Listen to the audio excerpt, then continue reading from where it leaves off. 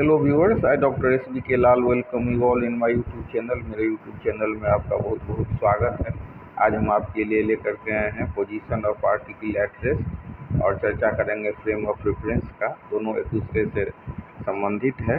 तो सबसे पहले अगर कोई भी जो पार्टिकल है उसके पोजीशन को अगर हम 2 डायमेंशनली या 3 डायमेंशनली डिफाइन करते हैं तो हमको कोऑर्डिनेट के टर्म में, सिस्टम ऑफ कोऑर्डिनेट के टर्म में उसको डिफाइन करना होता है। तो मतलब कोऑर्डिनेट सिस्टम के टर्म में हम उसको डिफाइन करते हैं और कोऑर्डिनेट का जो सिस्टम होता है कोऑर्डिनेट एक्सेस, तो यही कहलाता है फ्रेम ऑफ रेफरेंस।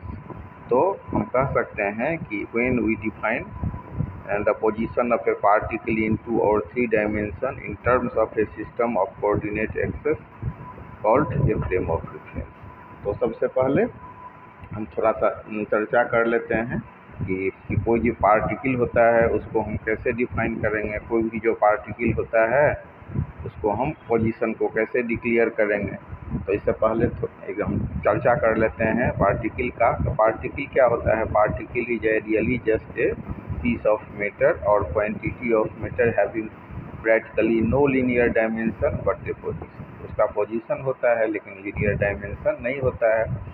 अब कोई भी जो पोजीशन होता है पार्टिकल का उसको हम 2 तरह से डिफाइन कर सकते हैं। एक हो जाएगा कि बाई पोजीशन वेक्टर द्वारा, दूसरा होगा कोऑर्डिनेट के द्वारा। तो पोजीशन वेक्टर के द्वारा जो हम करेंगे उसको डिफाइन करेंगे या उसको हम लोकेट करेंगे, तो हम लिखेंगे कि the position of particle located at point A can be described by line vector O A. यहाँ पर एक्स वाई जेड एक्सिस में हम लेंगे मूल बिंदु ओ, ओरिजिन ओ, और वहाँ से हम एक लाइन खींचेंगे ओ ए। तो joining point from O to A, तो पोजीशन वेक्टर हमारा हो जाएगा ओ ए बराबर आर। इस तरह से हम वहाँ पोजीशन वेक्टर के मदद से किसी पार्टिकल को डिफाइन कर सकते हैं। दूसरा क्या होगा? कोऑर्डिनेट सिस्टम के द्वारा the position of particle located at point P can be also described by normal length drawn from point P to plane made by axis xy and z. This length is known as coordinates. Normal length drawn point P to yz plane, normal length drawn from point P to xz plane, ये हो गया y coordinate में, और normal length drawn from point P to xz plane हो गया z में। तो इस तरह से हम इसको समझ सकते हैं। अब हम चर्चा करते हैं फ्रेम ऑफ रेफरेंस का। तो फ्रेम ऑफ रेफरेंस का एक परिभाषा यही हुआ कि कोई भी वस्तु पार्टिकल का जो पोजीशन को हम 2 डायमेंशनली या 3 डायमेंशनली जो डिफाइन करते हैं तो किसके टर्म में करते हैं? ये सिस्टम ऑफ कोऑर्डिनेट एक्सेस के टर्म में करते हैं। और यही सिस्टम ऑफ कोऑर्डिनेट क्या कहलाता है? तो फ्रेम ऑफ रेफरेंस कहलाता है।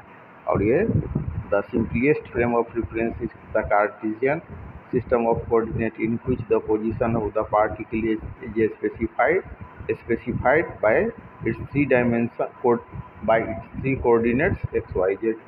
इस तरह से हम इसको समझ सकते हैं।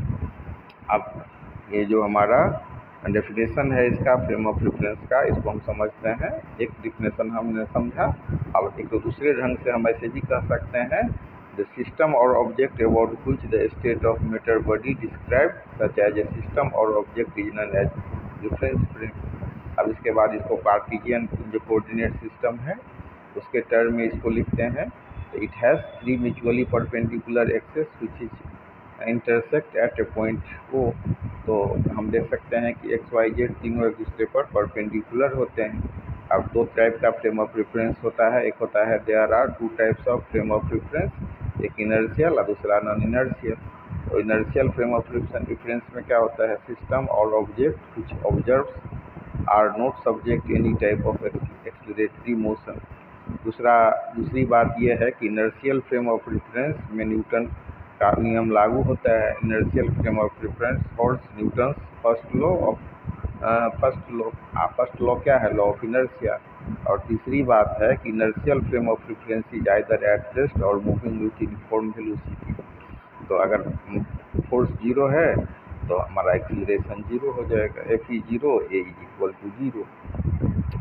तो जैसे हम एग्जाम्पल के तौर पर ये बस लेते हैं यूनिफॉर्म वेलोसिटी से, तो passenger does not feel any type of accelerating force. उसके बाद हम चर्चा करते हैं non inertial frame of reference. सबसे सिंपल इसका डेफिनेशन है कि न्यूटन जो लॉ है तो उसमें ये लागू मतलब ये लागू नहीं होता है, नॉन इनर्शिया। और इसको हम ऐसे भी समझ सकते हैं, सिस्टम और object what which object appears accelerating force through no external force is applied on it, the non-inertial frame of reference does not hold Newton's first law।